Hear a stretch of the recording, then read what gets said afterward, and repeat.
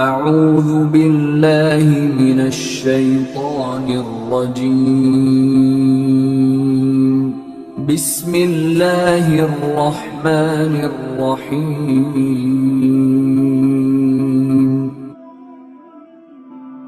سورۃ الاخلاص کے بارے میں بھی ہے، جو 3 دفعہ پڑھ لے، 3 دفعہ اللہ تبارک و تعالیٰ اسے قرآن مجید کا ثواب تو عطا کرتا ہی ہے، ساتھ میں جنت میں ایک محل بھی عطا کرتا ہے، اس کو ایک محل عطا کیا جاتا ہے۔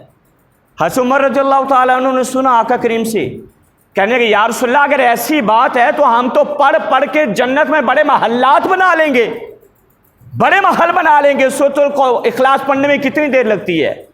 فرمایا کہ 30 سیکنڈ کے اندر 3 دفعہ کوئی پڑھ لے تو جنت میں تو 30 سیکنڈ کے اندر محل بن گیا۔ یا رسول اللہ ہم تو بڑے محلات تیار کر لیں گے۔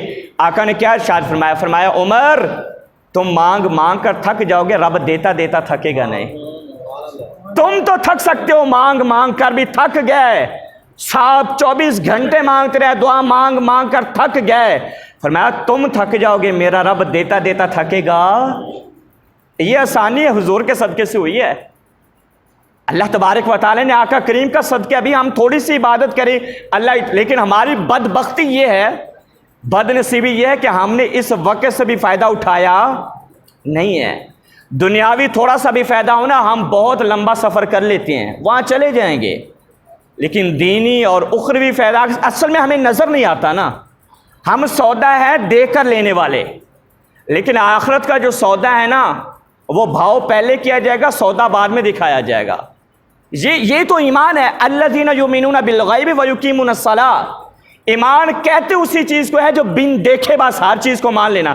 رب کو دیکھا نہیں لیکن مانتے ہیں، جنت کو دیکھا نہیں لیکن مانتے ہیں، فرشتوں کو دیکھا نہیں لیکن مانتے، قیامت کو دیکھا نہیں ہے لیکن لے آخرت کا معاملہ کیا ہے جی؟ اور ہے آخرت کے معاملے میں سودا پہلے ہوگا، چیز بعد کے اندر، اور ہم عادت یہ ہے کہ ہم چیز پہلے دیکھتے ہیں، لیکن یہاں پر دیکھیں حضور کا فرمان ہے، میرے آقا کا فرمان جھوٹا، رب کا فرمان جھوٹا ہو سکتا نہیں ہے۔ میرے رب العالمین نے فرمایا کہ جنت اتنی حسین ہے، اتنی خوبصورت ہے کہ تم اس کا اندازہ لگا سکتے، اگر دیکھ لیں نا، ہم جنت دیکھ لیں تو اس کی قیمت ادا کر سکتے نہیں ہیں۔